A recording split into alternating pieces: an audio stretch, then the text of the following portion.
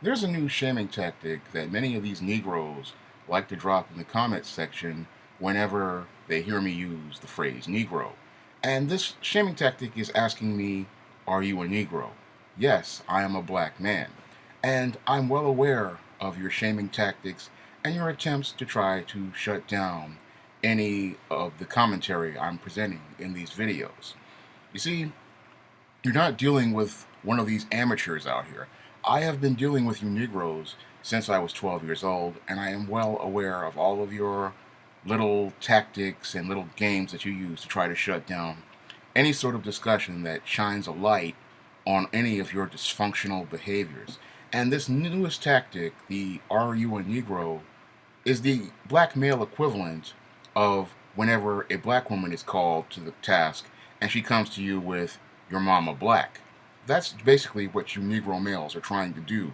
The exact same tactics. And this is why I have to agree with people like your David Carrolls and your Queasy 100s when they say you Negro males act just like women, because this is the same type of tactic that comes straight from that playbook of this Negro female. And here it is right here in front of me, a brand new thing. Are you a Negro? And I look at this, I listen to this, and it does not faze me because you're not going to shut down any of this commentary or any of these discussions that I'm trying to present, because I look at this Afro American community and it's in the worst state that it's ever been in. I mean, again, I have said in numerous videos that if you gave the newly emancipated slaves all the exact same tools that you Negroes have, they'd have a thriving community in 5 years. But I look at your Afro American Negro, and the two reasons why I call him a Negro is the following: one, to get him to wake up, and two, because he is regressing. How can you say that you're an African American or a black person when I look at your community and it's in the exact same state as it was in the 1930s? I mean, I look at your so-called Negro community, and many of you Negroes are buck dancing and bojangling just like black people did in the 1930s. But the only difference between those people in the 1930s and you is that they had Jim Crow and they were forced to buck dance and bojangle because they feared retaliation from Klansmen and white supremacists. And you have nothing to be afraid of, but yet you Negroes buck dance and bojangle just like people from the 1930s. And you act just like minstrels from the 1930s. And your community pretty much resembles the Negro community of the 1930s. I mean, you're completely codependent on the kindness of white folks. And the sad part is you have all the tools to build your own black community. And the saddest part is that people from the 1930s were, again, in better shape than you are today. When I look at this Afro American community, I can think of no excuses for it being in the pathetic condition that it is in right now. I mean, here we have the most educated group of black women, a pretty much a functional class of a better functioning class of black men than there was in the 1930s, and yet the African American Negro community is on a decline instead of the rise. And we have all the tools right in front of us, and here's a Negro still wallowing in the gutter because his head is still not in the game. And your Negro shaming tactics, they just don't work on me, or they don't work on people who look at you, from an objective perspective and just see how dysfunctional and how screwed up and completely foobar most of you Negroes truly are. I mean, again, all the tools in front of you, yet you still are at the bottom. You still will not step up, and you still are playing the victim, hoping that some white person will, dust you off and accept you. And this is why you are going backwards, because you're still looking for people to accept you and to like you, and the rest of the world has just said, you know what, they don't like you. Guess what? They don't like you. This is something I had to understand, many years ago. I don't care if they like me. I don't care if you like me. I like me. I know that God loves me. I know I have value. So I'm going to go out and do what I need to do. Most of you Negroes are still sitting here waiting for some white person to get up and hold your hand and play kumbaya and accept you and, give you a hug. You're still looking to get your emotional needs met by a political system. And this is why your community is remaining in going backwards instead of moving forwards. Because most of you Negroes, what you really want is a white person to get up and hug you and tell you that they love you. And this is why you are just so completely screwed up in the head. I mean, you are still looking, again, to get your emotional needs met from an economic and political system. And you can't get your emotional needs met from an economic and a political system. These white people never wanted you here. They never are going to accept you. And you just have to accept the fact that, you know what, you're just going to have to make the best of it in this country. And you're just going to have to do what you have to do. But this is something that you Negroes, you know, you don't want to get. So you try to shut down any sort of discussion that holds you to account. And when somebody calls you a Negro, you want to come back and say, well, are you a Negro? Well, guess what? I'm a black man. I'm proud to be a black man. I'm happy to be a black man. I love being a black man, but I just don't love the sad state of affairs that my black community has become over the last 25 years. I mean, I remember being a kid watching The Cosby Show and seeing all these black professionals in magazines like Ebony and Essence, and I thought that this black community really was going to make a turn. And sadly, it hasn't made a turn. I mean, and I can really literally pinpoint the point of where I saw the decline starting to come, and that was when I saw in 1989 the Minstrels with Attitude come out with that NWA CD, and these Two Live Cruise Shines come out with that Me So Horny.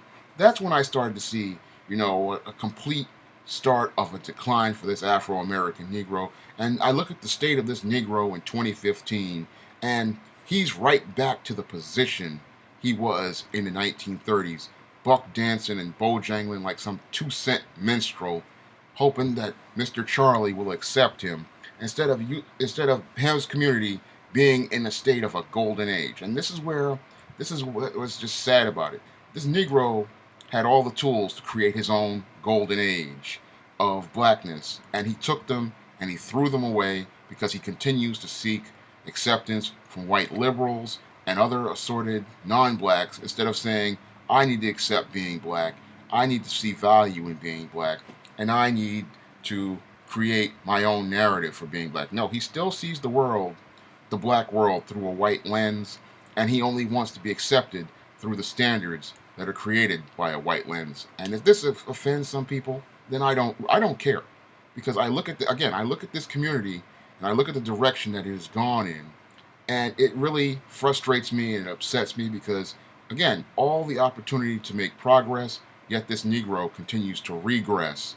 And I think he regresses because this Negro is just too scared to take responsibility for his own life and his own community, because he knows that if you take the crutch of racism and white supremacy away and he's forced to stand on his own 2 feet, there is nobody there to blame or to shame. And even some of these white folks know this too. They know if you take the crutch away from the Negro, that means they're going to have to be accountable for themselves as well. And that's why I say that this relationship between this Negro and this white liberal is codependent, because both of them want to remain in the position of the victim, because both believe that this victim position is the position of power.